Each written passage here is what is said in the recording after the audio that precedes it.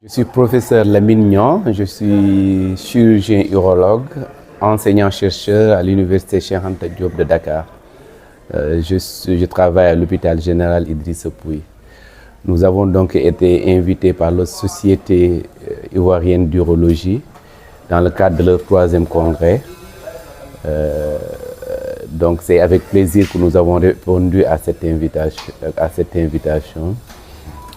Nous avons partagé notre expérience en tant qu'urologiste, urologue. Je suis un praticien, je fais surtout de la chirurgie mini-invasive, surtout le traitement des calculs.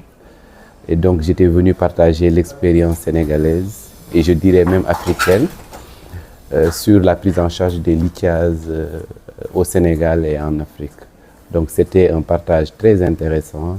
Nous avons beaucoup aimé le congrès parce qu'il y avait quand même des experts venus de partout et il y avait une belle atmosphère de partage de connaissances. Je suis professeur Dieng Kofi, je suis professeur titulaire d'urologie. Je suis actuellement le président en exercice de la Société d'urologie de Côte d'Ivoire et je suis même, je peux me targuer d'être le président fondateur de la société. Et ce n'est pas sans mal que nous avons réussi à mettre sur place cet outil qui est très important pour les échanges d'expériences et les partages d'expériences dans notre spécialité. Parce que toutes les spécialités avaient leurs sociétés savantes, mais en urologie, nous avions encore des difficultés. Mais bon, grâce à la résilience des uns et des autres et aux efforts que nous avons faits, eh bien, aujourd'hui, la société a son 3e congrès et je pense que nous avons le désir de donner le flambeau aux jeunes, mais je pense que l'essentiel aura été fait. La fondation est solide et nous avons au moins une 20aine de pays qui encore nous font l'honneur de participer à notre congrès. Ça ne fait que nous légitimer. Voilà. Le 3e congrès, les thèmes sur lesquels nous travaillons sont le cancer de la prostate, les calculs des voies urinaires et puis la fistule urogénitale, surtout d'origine obstétricale. Voilà. Et en marge de ça, nous faisons également un pas de côté pour parler de la médecine sexuelle, notamment des troubles de l'érection chez l'homme. Parce qu'il y a beaucoup de traitements de certaines affections, notamment de la prostate, qui vont avoir un retentissement sur l'érection. Et donc, en marge du congrès, en fait, en dehors des thèmes essentiels, il y a également la médecine sexuelle qui nous intéresse. Le cancer de prostate, c'est un sujet très important. Et nous voulons, en tant que spécialistes, en tant qu'experts, montrer l'importance de faire le dépistage précoce du cancer de prostate. Parce que c'est le tueur silencieux. C'est un cancer qui apparaît dans la zone de la prostate qui est en périphérie et donc qui est muette, qui ne fait pas de bruit, parce qu'il ne va y avoir des symptômes que lorsque la tumeur va approcher le canal urinaire et tenter de l'obstruer.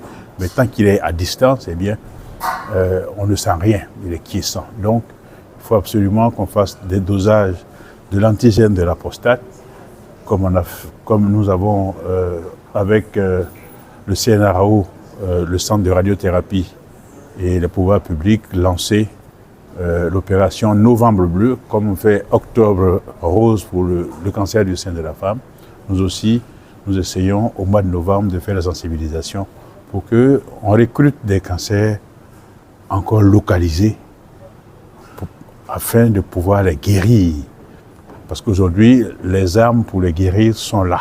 On a la radiothérapie, on a la chirurgie. Et donc, le but de la manœuvre, c'est de faire en sorte qu'on puisse voir des cancers de prostate chez les gens jusqu'à 65 ans. On peut les guérir de leur cancer. Parce que la plupart du temps, quand on découvre le cancer, il est au-delà de ses ressources à visée curative, parce que on les découvre à des stades localement avancés ou à des stades où le cancer a déjà essaimé dans d'autres organes. Donc le plaidoyer, c'est que on incite la population, on invite les hommes, au-delà de la quarantaine même, 45 ans déjà, ça suffit pour qu'on institue un dépistage. On ne peut pas faire le dépistage de masse, mais le dépistage intra-individuel, et surtout la chirurgie à risque. Eh bien, le cancer de prostate, on disait que c'était la maladie des vieillards, mais aujourd'hui, on découvre les cancers de prostate avant 45 ans même. Donc, il faut qu'on ratisse large pour qu'on le diagnostique quand le cancer est encore dans la glande prostatique, qu'on peut retirer. Après, on gère les conséquences. Voilà, mais au moins, la vie va être sauve. Nous nous sommes intéressés aussi à la lithiase, le traitement. Les calculs, ce sont des pierres qui se forment dans les voies urinaires et depuis le rein jusque dans la vessie. Et donc, avant, c'était la chirurgie à ciel ouvert. On opérait, on ouvrait les reins, on ouvrait l'urtère. Même, il y a encore des pays où il n'y a pas encore les nouvelles techniques, mais ils sont obligés d'opérer les patients. Mais dans ce domaine, aujourd'hui, la médecine a beaucoup évolué. On peut maintenant faire le traitement des calculs de façon mini-invasive, avec des appareils qu'on rentre dans le corps humain pour aller jusqu'au niveau du calcul. Et il y a des sources d'énergie pour le détruire. Donc aujourd'hui, de plus en plus, le laser sert également, mais il y a d'autres sources d'énergie. Donc l'appareillage, aujourd'hui, l'endoscopie a fait que de plus en plus, on n'opère plus les calculs à ciel ouvert. Mais avant de s'engager dans ces techniques nouvelles, il faut d'abord être un chirurgien, parce que des fois, la conversion s'impose à nous. Si vous êtes dans la procédure qui a des complications qui apparaissent, de par votre fait, il faut réparer. Donc, avant de s'engager même dans l'endoscopie, il faut d'abord un chirurgien qui est chevronné et qui est prêt à changer le fusil de côté s'il y a une complication et pour pouvoir la gérer. On a également des problèmes parce que c'est un matériel qui coûte cher, mais qui permet la reprise de l'activité assez rapidement. Comme disait l'un des communicants tout à l'heure, avant, quand on opérait un calcul du rein, il faut compter environ 1 mois. Parce que le malade va faire une semaine d'abord à l'hôpital, ensuite il va sortir, on va lui donner un arrêt de travail, et puis c'est peut-être 1 mois après qu'il va reprendre le travail. Aujourd'hui, avec l'endoscopie et les nouvelles énergies, on peut opérer le malade aujourd'hui, soit il sort le jour même ou le lendemain. Et la semaine d'après, il reprend son travail. Donc, pour le traitement des calculs, en tout cas, c'est l'endoscopie. L'endoscopie. Et ça, il faut absolument qu'on puisse nous équiper pour qu'on se forme pour ce genre de matériel-là. Là, malheureusement, nos hôpitaux publics n'en disposent pas. Et donc, le plaidoyer aussi va dans ce sens-là. Parce que certains d'entre nous sont allés en stage, ils ont eu des formations avec ces appareils, ils savent s'en servir. Mais quand ils reviennent, si on ne pratique plus, eh bien, voilà, enfin, un chirurgien qui n'opère plus, on ne dit pas qu'il perd la main, mais la dextérité va être amoindrie. Voilà. Quant aux fistules, les fistules, c'est de communication des voies urinaires avec les voies génitales chez la femme, notamment le vagin. Et on dit obstétrical parce que c'est à la suite d'accouchement que ces communications sont là. Et c'est une calamité pour la femme parce qu'elle sent les urines coulent sur elle, elle ne peut pas prendre les transports en commun. Il y a des gens aussi qui les répudient. Si tu as une femme qui est comme ça, ben, voilà. Donc aujourd'hui, il y a des caravanes. Nous avons le sponsoring de l'UNFPA qui aide maintenant à faire des caravanes de chirurgie. Et donc, pour toute la Côte d'Ivoire, il y a des périodes où les chirurgiens vont dans des centres, soit à Boaké, soit à Bodo, soit à Séguéda. On recrute ces dames-là. Et puis les spécialistes viennent les opérer. Et la plupart sont guéries. Elles retrouvent le sourire et leur vie sociale. Je pense que, mais il faut en amont faire la prévention pour que, eh bien, au cours de l'accouchement, on prenne toutes les dispositions pour que ces complications soient minimisées.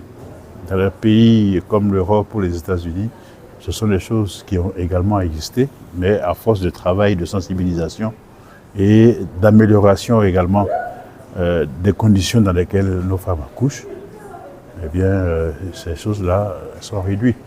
Parce qu'il faut également inclure les gens qui marient les petites filles à 13 ans, 14 ans, on les marie de force, le bassin n'est même pas encore mature, et l'accouchement va se faire à Perpète-les-Oives, elle va faire 200 km pour pouvoir arriver à la maternité.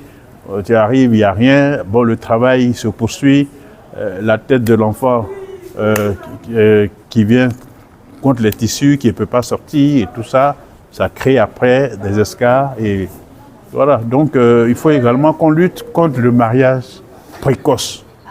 Voilà, dans certaines régions, notamment le Mali, que je connais un peu, ben, les femmes à l'hôpital du Point G, les femmes qui portent des fistules sont recluses, elles sont dans un coin de l'hôpital, elles sont entre elles là-bas, il y a un village même où elles vivent.